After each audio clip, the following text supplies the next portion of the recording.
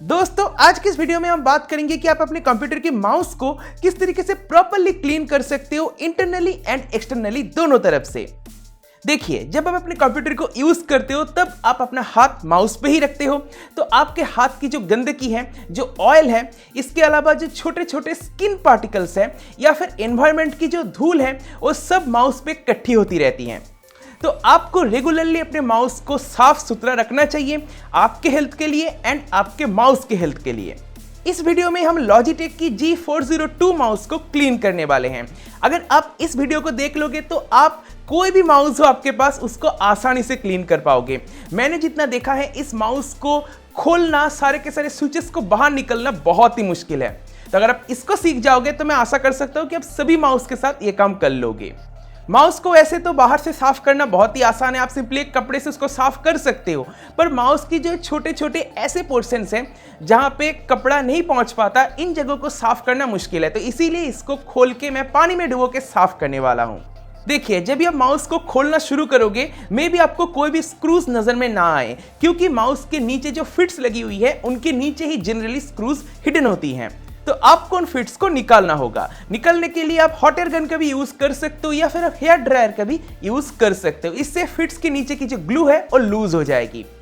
उसके बाद आप आराम से किसी भी तरीके का रेजर ब्लेड या फिर प्राइंग टूल की मदद से, जैसा मैं कर रहा हूं, ऐसे निकाल सकते हो। जैसे सभी फिट्स निकल जाती है, आप देख सकते हो सारे के सारे स्क्रूज जो है एक्सपोज हो चुकी है। अब सिंपली एक प्रॉपर स्क्रू ड्राइवर बिट की मदद से इन सभी के सभी स्क्रूज को खोल देना है। अगर इन स्क्रूज को खोलने के बाद भी माउस ओपन नहीं होता है तो जहां पे स्पेसिंग बन रही है माउस की, वहां से कोई भी प्राइंग टूल डाल के आप माउस को इजीली सेपरेट कर पाओगे। तो जैसे अभी ये माउस खुल चुकी है, अब इसकी सबसे कॉम्प्लेक्स पार्ट है सभी के सभी स्विचेस को डिसअसेंबल करना। मैं फिजिकल स्विचेस की बात नहीं कर रहा, जो यहाँ पर स्विचेस लगी हुई हैं इनको डिसअसेंबल करने की बात कर रहा हूँ। एक्चुअली इनके थ्रू ही जो एक्चुअल स्विचेस हैं वहां पे प्रेशर जाती हैं। यहाँ पर आप देख सकते हो किस लेवल पर स्क्रूज यूज हुई है, कितने सारे स्क्रूज हैं। तो मुझे इससे क्या, मुझे सभी के सभी स्क्रूज को खोलना पड़ेगा।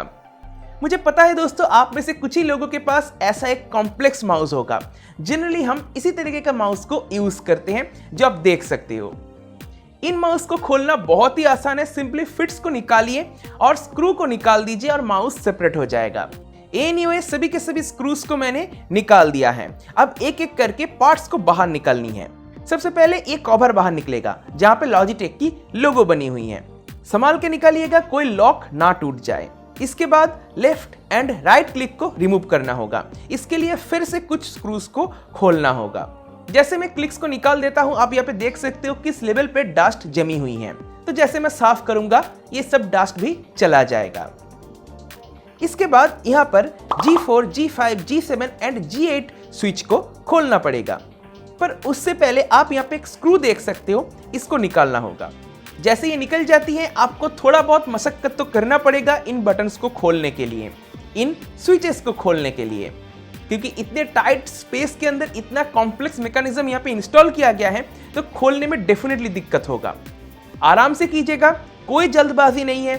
ध्यान रखिएगा कोई पार्ट टूट ना जाए। अब जाके ये जो स्विचेस है ये निकल चुकी हैं। अब मुझे जो लोगो है उसकी जो लाइट गाइड है या फिर डिफ्यूजर भी कह सकते हो, उसको निकाल देनी है। और यहाँ भी मैं थोड़ा सा स्पेसिंग बना दूंगा ताकि अच्छे से सफाई हो सके। अगर मैं इस पर्टिकुलर माउस के लिए बात करूं तो जो स्क्रॉल व्हील है वो नहीं निकलेगा, वो पूरी तरीके से लॉक्ड सिस्टम में है, तो इसको मैं इस केस में नहीं निकालूंगा। पर जनरली माउस में जो स्क्रॉल व्हील है वो अलग हो सकती है, तो अगर अलग हो रही है तो आप उसको अलग कर दीजिएगा, सफाई में आसानी होगी। अब बारी आती है दूसरे कंपार्टमेंट की, जहां पे है सर्किट। यहाँ पर भी जितने भी स्क्रूज है सबको रिमूव करनी है एंड बोर्ड को उठा लेनी है। दो बोर्ड्स है, एक में स्विचेस लगी हुई हैं और एक में स्विच और उसका कंट्रोलर सब कुछ है।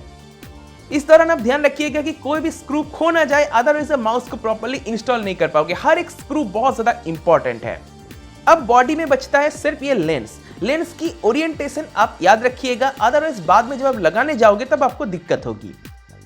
इसके बाद आपको सर्किट को साफ करनी है, जिसके लिए आप कोई भी सॉफ्ट ब्रश का यूज कर सकते हो। एंड सर्किट के सफाई के दौरान मैं डेफिनेटली इसको पानी में डुबोने के लिए नहीं बोलूंगा, वो बहुत ज्यादा डेंजरस है। यहाँ पे सेंसर भी है, सेंसर को भी हमें सेफ रखना होगा। हाँ, यहाँ पे एक बात मैं आपको बता दूं, जैसे जैसे कंपोनेंट्स को आप खोलते जाओगे वैसे वैसे एक एक पिक्चर आप खींचते रहिएगा। अगर आपके पास पिक्चर होगा तो आप बाद में जब उसको लगाओगे तब आपको आसानी होगी। जैसे दोस्तों सभी पार्ट्स रिमूव हो जाती हैं, अब बारी आती है क्लीनिंग की। इसके लिए मैंने सिंपली एक मग ले लिया है, उसमें पानी डाल लिया है और उसमें डाल दिया है थोड़ा सा लिक्विड सोप। इसके बाद इसको अच्छे से मिक्स करेंगे और जैसे ही बहुत ज्यादा बुलबुला बन जाएगी, इसके अंदर आप सभी के सभी कंपोनेंट्स को डाल दीजिएगा एक्सेप्ट सर्किट बोर्ड। माउस के जितने भी पार्ट्स हैं सबको इसमें डाल दीजिए और ऐसे ही डाल के अच्छे से मिक्स कर लीजिए सबको एक साथ एंड 15 मिनट के लिए ऐसे ही छोड़ दीजिए।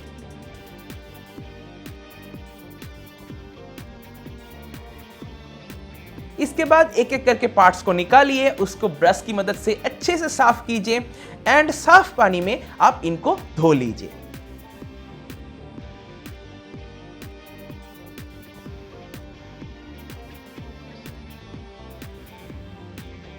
धोने के बाद आप सभी पार्ट्स को अच्छे से कपड़े से पोंछ लीजिए एंड इनको एक फैन के सामने रख दीजिए। सभी को एक साथ रख दीजिए, एटलीस्ट 15 मिनट आधा घंटा ऐसे ही छोड़ दीजिए। उसके बाद आप इन पार्ट्स को असेंबल करना शुरू कीजिएगा। बाय द वे, सफाई के टाइम मुझे रियलाइज हुआ ये स्विच मैं खोलना भूल गया था, तो उसको भी मैंने खोल दिया है। साथ ही यहाँ पे जो DPI लाइट्स है उसके कोरस्पॉन्डिंग एक छोटा सा पीस है जो लाइट को गाइड करता है, वो भी मैं खोलना भूल गया था, उसको भी मैंने इसी दौरान खोल दिया है। अब बारी आती है इस माउस को असेंबल करने की। पूरा का पूरा प्रोसेस मुझे रिवर्स ऑर्डर में फॉलो करना होगा। पहले इस पीस को लगानी है, देन इस बटन को। मुझे असेंबलिंग के दौरान सबसे ज्यादा मुश्किल लगी थी इन एक्स्ट्रा स्विचेस को लगाने पे। G7, G8 and G4, G5 इनको आपको एक साथ लगानी है, यही सबसे ज्यादा चैलेंजिंग है। G4 एंड G5 की इंस्टॉलेशन बहुत ही ज्यादा ट्रिकी है। आपको इस पार्ट को इस सॉकेट में पहनानी है। आप इनको एक्जैक्टली में कहते क्या है ये तो मुझे नहीं पता, पर मुझे उम्मीद है आप समझ सकते हो। जैसे आप किसी तरीके से इसको लगा देते हो तो G7, G8 and G4, G5 की इंस्टॉलेशन खत्म हो जाती हैं। जैसे आप इनको लगा देते हो, इसके बाद आप एक बार स्विचेस को दबा के देख लीजिए कि वो दब रही है या फिर नहीं। अगर नहीं दब रही है तो फिर से इसको खोल के लगाइएगा, कुछ गड़बड़ हुई है। जैसे आप समझ ही सकते हो, अगर यहाँ पर स्विचेस नहीं दबेगा तो जो एक्चुअल स्विचेस हैं वो भी नहीं दबेगा। ये हो जाने के बाद बाकी आसान है। Left and right click installation को इंस्टॉल करनी है आपको एंड सभी के सभी जो स्क्रूज हैं उनको कस देनी है। हाँ, एक और बात, जो क्लिक स्विचेस है यहाँ पे आप देख सकते हो ये पूरी तरीके से मैट फिनिश में है, राइट। अब कुछ जगह पे देखिए कि वो ग्लॉसी फिनिश में कन्वर्ट हो चुकी है, जहां पे मैं अपने उंगलियां रखता हूं।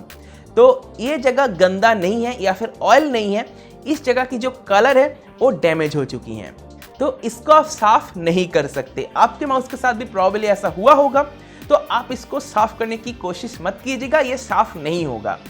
अगर आपको इनको ठीक करना है तो आपको माउस को फिर से पेंट करना होगा, इसके अलावा कोई ऑप्शन नहीं है।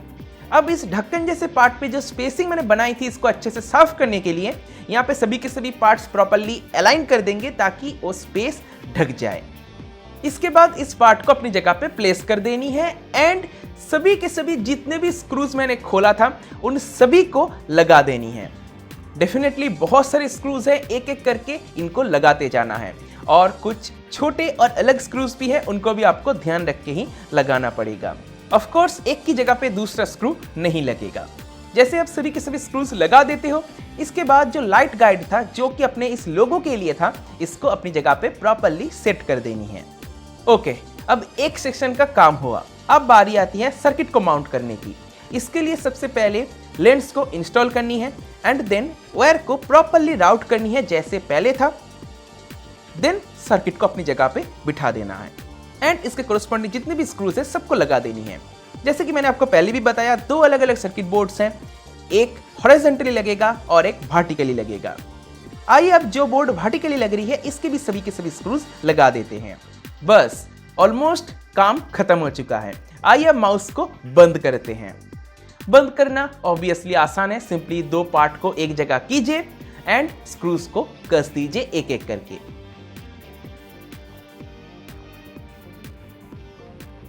स्क्रूज को लगा देने के बाद बारी आती है इन फिट्स को लगाने की।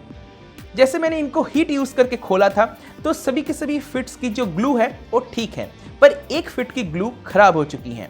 उस जगह पे डबल साइडेड टेप का यूज करेंगे ताकि फिर से मुझे वहां पे ग्लू मिल जाए। इसके बाद और क्या, जितने भी फिट्स है सबको इंस्टॉल कर देना है एंड माउस का काम हो जाती है खत्म और माउस हो जाती है बिल्कुल क्लीन एंड क्लियर। चलिए एक बार देख लेते हैं कि माउस काम भी कर रहा है या फिर नहीं। एंड हाँ, माउस डेफिनेटली काम कर रहा है, कोई दिक्कत वाली बात नहीं है। तो बस दोस्तों, इसी तरीके से आप अपने माउस को क्लीन कर सकते हो या फिर यूं कह लो मेंटेन कर सकते हो। आप माउस को इतना ज्यादा यूज कर रहे हो तो डेफिनेटली उसके लिए भी तो आपको कुछ करना चाहिए। आप मुझे इस वीडियो के कमेंट सेक्शन में बताना कि आप अपने माउस को क्लीन करने वाले हो या फिर नहीं। तो इसी के साथ आज के इस वीडियो को मैं यहीं पे सब करता हूं। मुझे उम्मीद है आपको वीडियो को पसंद आया होगा। अगर आपको वीडियो पसंद आया तो वीडियो को लाइक कीजिए, अपने दोस्तों के साथ शेयर कीजिए। अगर आपके मन में कोई सवाल है तो मुझसे कमेंट सेक्शन में बेझिझक पूछ सकते हो, मैं उसका आपको जरूर रिप्लाई करूंगा। अगर आपने चैनल को सब्सक्राइब नहीं किया जो सब्सक्राइब कर लीजिए, सब्सक्राइब करने के साथ नोटिफिकेशन बेल है उसको जरूर टैप कर दीजिएगा। इससे होता है मैं नया वीडियो अपलोड करूंगा तो नोटिफिकेशन मिल जाएगी। इसी के साथ इस वीडियो को मैं यहीं पे सब करता हूं। देने के लिए दोस्तों आपका बहुत बहुत धन्यवाद। Good bye.